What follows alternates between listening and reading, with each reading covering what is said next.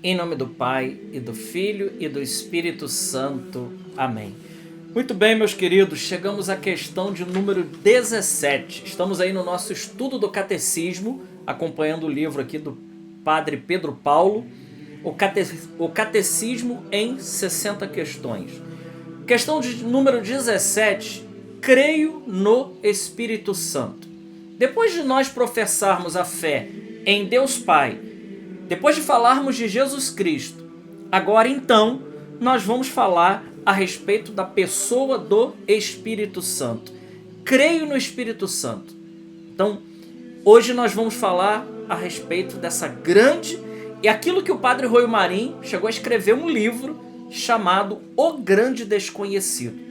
Tal é a forma como os padres da igreja veem quanto o Espírito Santo ele é ainda desconhecido de muitos cristãos. Então veja, primeiro tópico, o Espírito Santo, terceira pessoa da Santíssima Trindade. O Espírito Santo é uma pessoa, porque pessoa é relacionamento. Quando nós falamos de pessoa, nós estamos falando de relacionamento. O mistério central da nossa fé, sem dúvida alguma, é o mistério da Santíssima Trindade. Um único Deus em três pessoas diferentes: o Pai, o Filho e o Espírito Santo. Sendo que o Espírito Santo, ele é a terceira pessoa da Santíssima Trindade. É Deus igual ao Filho e Deus igual ao Pai. Inclusive o concílio de Nicéia e Constantinopla I professou dizendo que o Espírito Santo e Jesus, eles são homoúsios, são consubstancial ao Pai. É da mesma natureza, substância e essência. O concílio de Nicéia e Constantinopla falava a respeito da pessoa de Jesus Cristo, e depois o concílio de Éfeso afirmou a respeito dessa questão também. Então, os concílios da igreja, eles foram aprofundando a fé na Trindade e a fé, principalmente na pessoa de Jesus Cristo, com todas as heresias cristológicas que aconteceram ao longo da igreja. Então, para dizer, Espírito Santo é terceira pessoa da Santíssima Trindade. É Deus igual ao Filho e é Deus igual ao Pai. Depois, número 2. Deus Pai, Filho e Espírito Santo realizam a salvação. Eu não vou entrar dentro dessa questão a fundo, porque nós teremos que falar aqui da circuncisão, da processão do Espírito Santo, mas para nós basta dizer o seguinte: nós sabemos que Jesus é a segunda pessoa da Trindade, se fez homem e morreu por nós. Com sua morte e ressurreição nós somos salvos. Mas em nossa salvação intervém as três pessoas divinas: o Pai que envia o Filho que morre para nos salvar e o Espírito Santo que veio no dia de Pentecostes para ser então a alma da igreja, para ser o dinamis, né?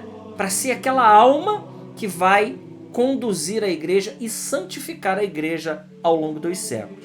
Então, para dizer que a obra de Deus é obra sempre da Trindade. Lá no início da Bíblia, quando Deus vai criar o ser humano, ele diz: façamos o homem.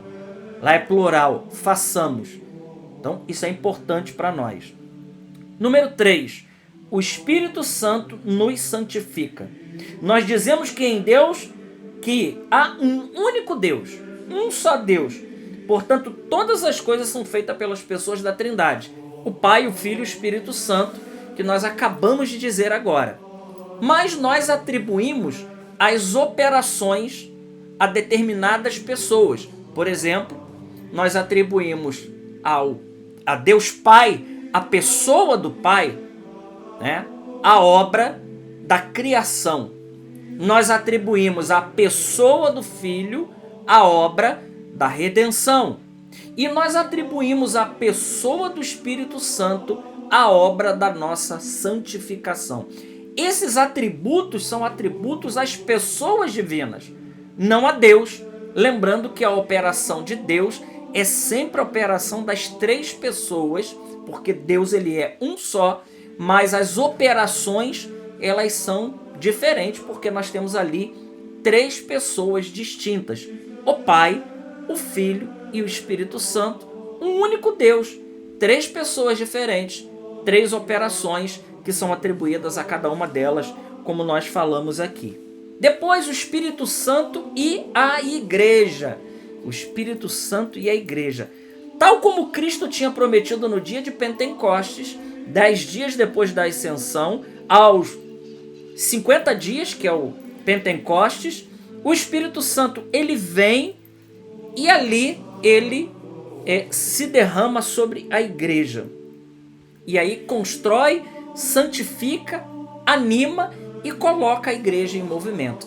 Na realidade, no dia de Pentecostes foi o dia que a igreja se mostrou, se deu a conhecer. Então é muito importante para nós a ação do Espírito Santo dentro da igreja. O Espírito Santo, ele continua agindo dentro da igreja de Cristo. Depois, número 5, quinto ponto. O Espírito Santo santifica principalmente pelos sacramentos. Aqui eu gostaria de demorar um pouquinho mais nessa questão, porque é extremamente importante. Meus amigos, o modo ordinário de Deus nos santificar pelo Espírito Santo é através dos sacramentos. Os sacramentos são o meio mais eficaz de santificação para cada um de nós, especialmente a penitência e a Eucaristia. Nós vamos confessando e comungando, comungando e confessando, e claro, se a gente precisa da unção dos enfermos, se a gente já vamos ter passado pelos sacramentos da iniciação cristã, batismo, crisma, e vamos recebendo a Eucaristia constantemente, mas é especialmente por esses sacramentos que nós vamos santificando a nossa alma. E outra coisa, né? Para que a gente possa receber bem a Eucaristia e de maneira correta, supõe o estado de graça. Então, primeira coisa, o Espírito Santo quer santificar a nossa vida, sim. Mas como ele irá santificar a nossa vida? Ele irá santificar a nossa vida, em primeiro lugar, nós buscando viver em estado de graça. Porque se a gente não está em estado de graça, nós não podemos receber a Eucaristia. E se a gente não recebe a Eucaristia, os frutos daquilo que é o mais importante, que é viver uma vida sacramental, não está sendo aplicado na nossa vida. Então, importante isso, meus amigos. Primeiro, viver em permanente estado de graça. Nós precisamos buscar isso. Depois, uma vida sacramental abundante, especialmente pelo sacramento da penitência e pelo sacramento da Eucaristia. E depois, é preciso escutar o que o Espírito Santo nos diz, ele nos ensina, principalmente pelos pastores da igreja, interiormente o que Deus quer e espera de nós. Então veja, o Espírito Santo ordinariamente ele quer nos falar através da sua igreja. O Espírito Santo pode falar no nosso coração individual? Sim, e muitas vezes ele faz, e o faz mesmo, mas nós precisamos ouvir os pastores da igreja. Então, ouvir os documentos oficiais da igreja, quando o Papa, por exemplo, ele ensina uma encíclica, ele coloca uma encíclica, um documento importantíssimo. Esse documento é um documento o qual tem ali a fala do Espírito Santo. Através dos dogmas, através do magistério ordinário da igreja, e é o catecismo, é o que nós estamos estudando. Então, aí está o Espírito Santo falando conosco através da igreja, e muito importante, de uma maneira objetiva. Nós não podemos cair no subjetivismo e achar que tudo gira em torno de nós. Não. Jesus ele deixou a igreja, ele quis a igreja, e o modo ordinário é pelos sacramentos e também ouvindo aquilo que a igreja está nos conduzindo. Santo Agostinho diz algo muito importante, ele diz: eu não creria no evangelho se a isso não me levasse a autoridade da igreja. E com isso a gente pode colocar tantas outras realidades. É preciso ouvir a igreja. Quando a igreja ensina a respeito de fé e de moral, ela nunca erra, porque ela goza da assistência do Espírito Santo. Isso também é dogma de fé, proclamado no Concílio Vaticano I em 1870. Então que fique claro isso para cada um de nós também.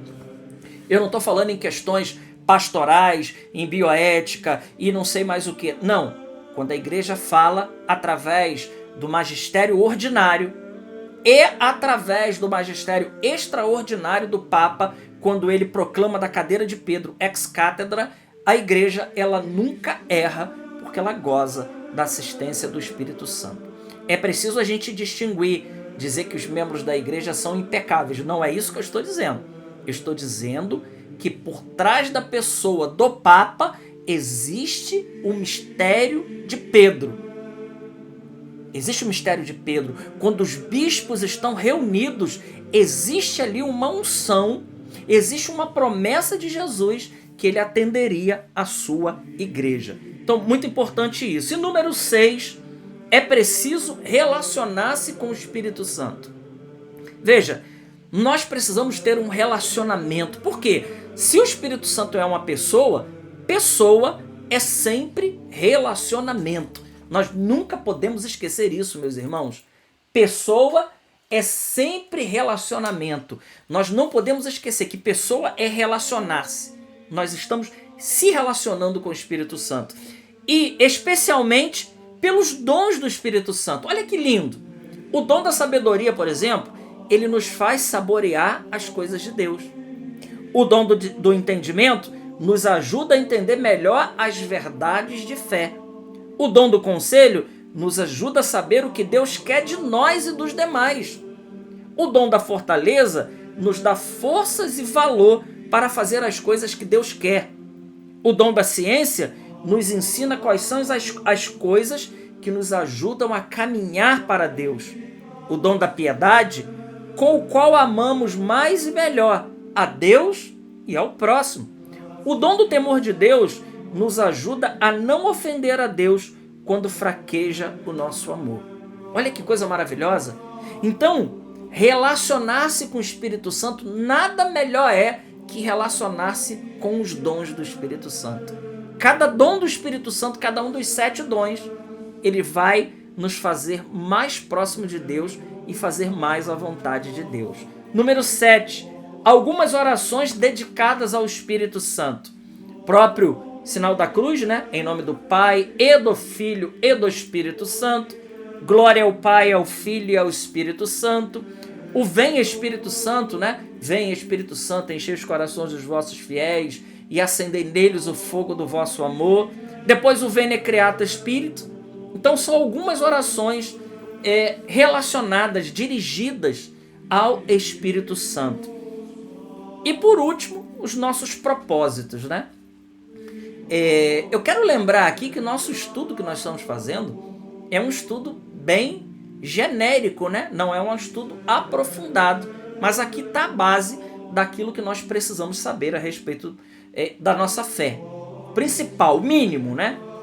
Bom, propósito, considerar que quando se está em estado de graça, o Espírito Santo habita na alma como um templo, fazer o propósito de sempre viver na graça de Deus. Então, primeiro propósito, buscar viver o estado de graça, porque quando estamos em estado de graça, o Espírito Santo habita na nossa alma como amigo. Ele habita e ele possui como um templo, como uma morada que ele quer fazer. E repetir, especialmente perto da festa de Pentecostes, algumas orações dirigidas ao Espírito Santo. E eu diria mais ainda, que a gente persevere todos os dias rezando ao Espírito Santo. Até o nosso próximo estudo. Glória ao Pai, ao Filho e ao Espírito Santo, como era no princípio, agora e sempre. Amém. Deus te abençoe.